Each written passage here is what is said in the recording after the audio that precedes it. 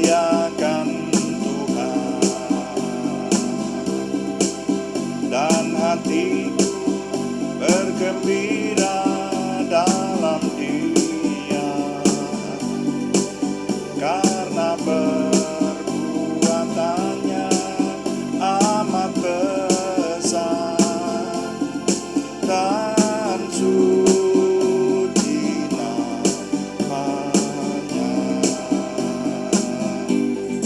Aku memuliakan Tuhan, aku memuliakan Tuhan, dan hatiku bergembira dalam Dia, karena perbuatannya amat besar dan suci namanya.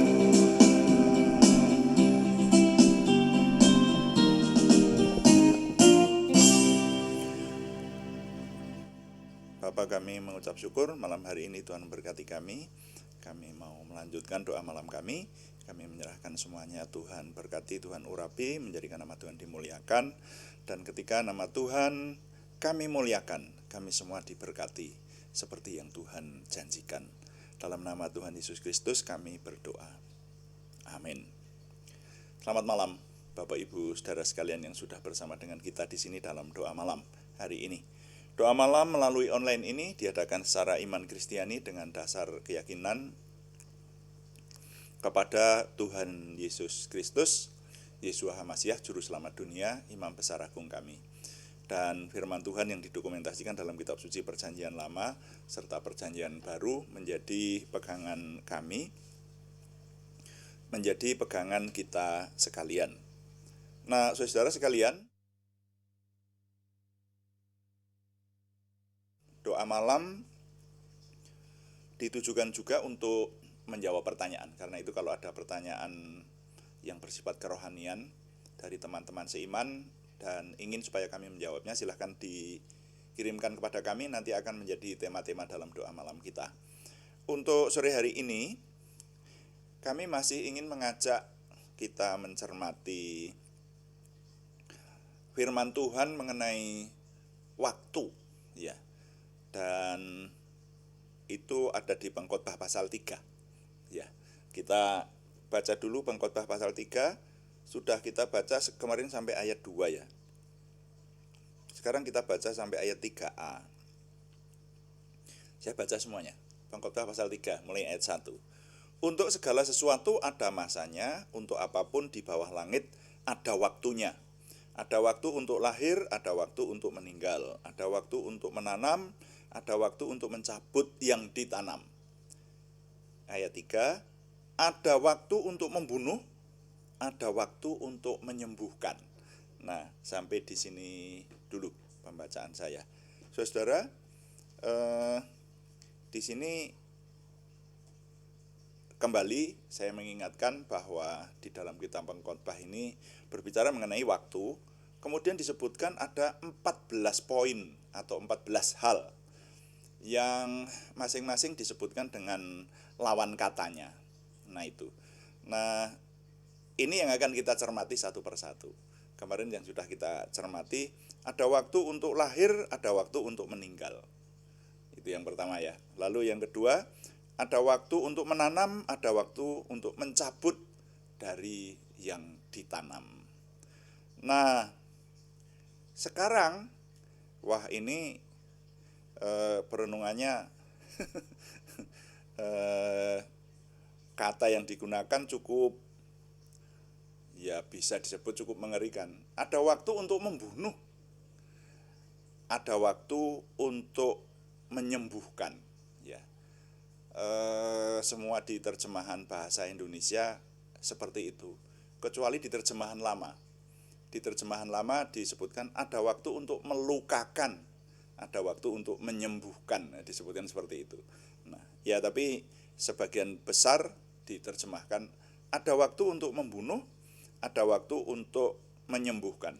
Nah, saudara, mari kita merenungkan hal ini. Kenapa ini dianggap penting oleh firman Tuhan dan harus dinyatakan di sini. Jadi kita manusia diingatkan bahwa dalam hidup manusia itu akan mengalami banyak hal, ya. Yang kemarin disebutkan yang pertama justru adalah kelahiran dan kematian.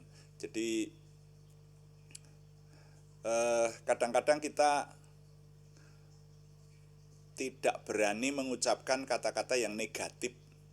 Karena apa? Karena kata-kata yang negatif itu cukup tidak enak. Ada yang cukup mengerikan, ada yang harus dihindarilah, seperti itu, dijauhkanlah, seperti itu. Tapi rupanya firman Tuhan memberitahukan kepada kita bahwa manusia akan mengalami semuanya ini, atau tepatnya bisa mengalami, bisa juga tidak sih ya. Tapi bisa mengalami, dan 14 hal yang disebutkan di sini ini semuanya menyangkut kehidupan manusia, bahkan bisa disebut kehidupan sehari-hari. Nah, coba yang kali ini kita renungkan, yaitu dua kata yang saling berlawanan, yaitu membunuh dan menyembuhkan. Saudara, kata menyembuhkan itu adalah kata yang menyenangkan. Kita senang melihat orang sembuh, dan apapun pokoknya kalau tentang kesembuhan itu adalah kata yang menyenangkan, ya. Orang sakit merindukan untuk sembuh. Bahkan bukan hanya orang peliharaan, hewan peliharaan yang sakit aja dibawa ke dokter atau diobati, ke dokter hewan atau diobati supaya sembuh gitu. Jadi ada waktu untuk menyembuhkan. Ya, yang ini cukup wajar ya. Hanya yang cukup membuat saya, waktu saya pertama kali membaca ayat ini, membuat merenung dalam, yaitu ada waktu untuk membunuh, saudara. Ya, jadi kata yang seharusnya dihindari, dan kata ini sebetulnya kalau diartikan cukup mengerikan. Iya toh? Coba saudara memahami kata membunuh. Itu membuat mati yang hidup. Ya. Nah, itu mengerikan. Ya. Jadi nanti di bawah kita sekarang merenungkan kata membunuh ini, karena firman Tuhan berkata ada waktunya membunuh itu. Memang harus membunuh toh. Ya, nah itu. Nah, memang kata membunuh itu kadang-kadang diterapkan kepada alat itu. Lampunya sudah dibunuh atau belum? Sebetulnya yang paling tepat lampunya sudah dimatikan atau belum gitu. Tapi dimatikan itu ya sama, itu ya kata yang mengerikan juga toh, ya.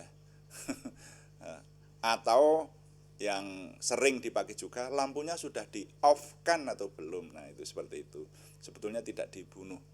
Tapi kalau dalam bahasa Jawa Tengah itu ya wajar orang berkata lampunya harus dipateni rum, gitu.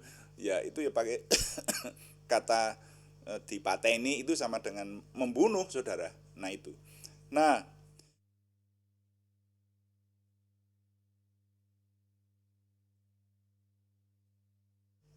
kemudian kita renungkan kata membunuh atau pembunuhan itu dihukum oleh Tuhan. Gitu loh. Dan firman Tuhan sudah cukup jelas pada hukum 10 di kitab Keluaran pasal 20 itu.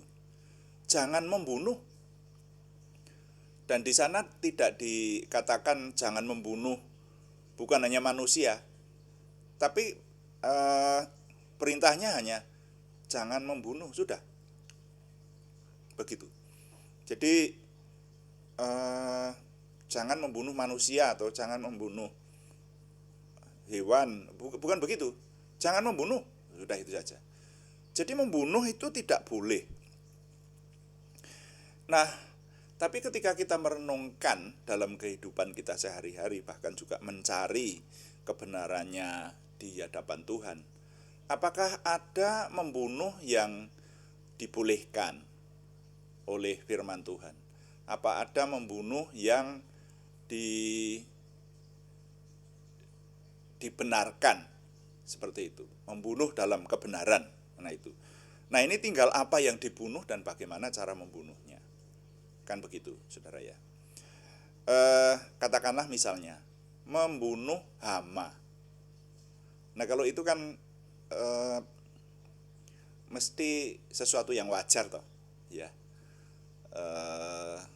Ada keyakinan di dunia ini yang benar-benar tidak mau membunuh. Bahkan rayap, semut gitu saja ada keyakinan yang seperti itu. Penganut dari keyakinan itu tidak mau membunuh. Ya. Nah tapi kalau lalu nanti ada hama yang benar-benar merugikan, itu bagaimana? Sebetulnya sah-sah saja dibunuh kan begitu. Ya. Lalu yang berikutnya membunuh ternak pedaging untuk dimakan. Katakanlah misalnya ayam yang paling gampang itu ya. Contoh. Ayam pedaging itu memang dipelihara untuk dimanfaatkan dagingnya.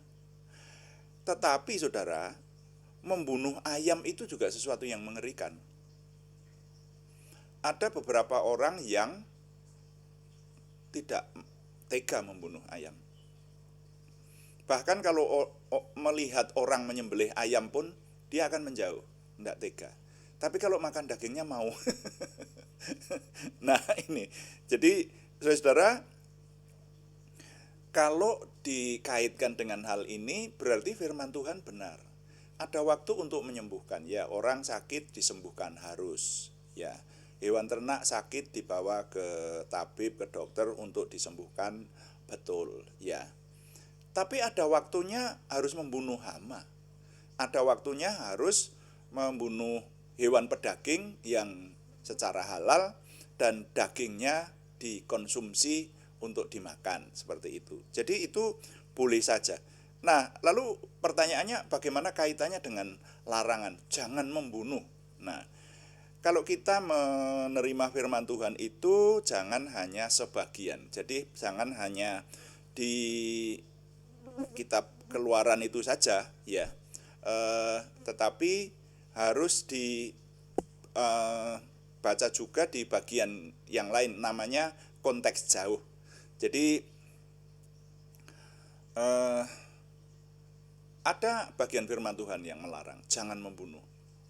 Tetapi di kitab Kejadian disebutkan ketika Adam dan Hawa diciptakan, manusia diciptakan, kemudian diperintahkan berkuasalah atas ikan-ikan di laut, burung-burung di udara, dan segala hewan. Berkuasalah. Jadi kalau ditinjau dari sisi itu, ya tidak dosa membunuh hewan pedaging untuk dimakan dagingnya, seperti itu. Yang tidak boleh adalah membunuh walaupun hewan, tetapi yang sia-sia. Saya pernah punya pengalaman. Saya itu pecinta binatang saya sebetulnya. Tapi di belakang rumah saya itu ada pohon besar seperti itu. Nah di situ itu dekat sebuah rumah yang rumah itu sering dikontrak orang di belakang rumah saya. Nah di pohon besar itu di halaman rumah itu banyak burung-burung kecil yang hinggap di situ, mencicit-cicit seperti itu, ya, bersuitan, itulah, ya. Jadi saya senang dan rasanya banyak orang yang berpikiran normal senang menikmati alam dengan burung-burung di udara yang berkicau seperti itu. Tapi itu ditembaki, saudara, oleh seorang anak remaja. Jadi pakai senjata angin itu, ya, pakai bedil angin. Itu ditembaki dan setelah ditembaki itu tidak diapa-apakan, tidak diambil. Jadi kalau ditembak kena, ya sudah dibiarkan saja. Jadi hanya ada nafsu membunuh seperti itu dan dibiarkan sia-sia. Yang seperti itu kalau menurut saya itu tidak boleh itu. Ya, saya sebetulnya ingin melarang tapi tidak punya kuasa untuk melarang, ya. Karena ya ini hal yang memerlukan kesadaran seseorang seperti itu. Nah, jadi intinya dalam bagian firman Tuhan ini saya menangkap ada waktu untuk menyembuhkan, tapi ada waktu untuk membunuh. Atau yang disebutkan lebih dulu sebetulnya kata membunuh malahan. Ada waktu untuk membunuh, tapi ada waktu untuk menyembuhkan. Nah, jadi ada kalanya orang-orang beriman, kita yang orang berpikir sebagai orang beriman, ada kalanya harus melakukan hal-hal yang tidak menyenangkan. Nyembelih ayam itu sebetulnya hal yang tidak menyenangkan kan, karena membunuh. Ya, tidak semua orang berani menyembelih ayam, sekali lagi. Tetapi harus dilakukan, hanya semuanya harus dilakukan dalam kebenaran firman Tuhan dan untuk kebaikan. Itulah yang menjadi nilai yang dapat kita serap dari bagian firman Tuhan ini. Jadi nilai yang dapat saya ketengahkan bunyinya, kadang-kadang harus melakukan hal yang tidak menyenangkan, tetapi harus diingat semuanya harus dalam kebenaran Tuhan dan untuk kebaikan. Tuhan dipuji, amin. Mari kita mengakhiri dengan berdoa. Kita berdoa sesuai dengan yang Tuhan ajarkan kepada kita. Bapa kami yang di surga, dikuduskanlah namamu, datanglah kerajaanmu. Jadilah kehendakmu di bumi seperti di surga. Berikanlah kami pada hari ini makanan kami yang secukupnya, dan ampunilah kami akan kesalahan kami, seperti kami juga mengampuni orang yang bersalah kepada kami. Dan janganlah membawa kami ke dalam pencobaan, tetapi lepaskanlah kami daripada yang jahat, karena Engkaulah yang empunya kerajaan dan kuasa dan kemuliaan sampai selama-lamanya. Dalam nama Tuhan Yesus Kristus kami berdoa. Amin.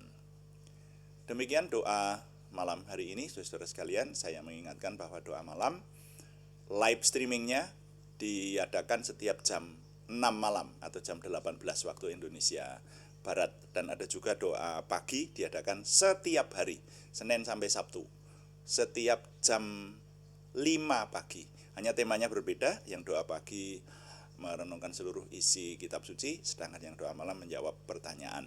Terima kasih kepada semua yang setia mengikuti dan menyampaikan dukungan. Kami tetap mengharapkan dukungan Anda, tidak hanya dukungan doa. Terima kasih yang belum berikan subscribe, berkenan berikan subscribe, like, komen, dan share, bagikan kepada teman-teman lain, sehingga lebih banyak lagi yang diberkati bersama dengan kita. Selamat malam, Tuhan memberkati, amin.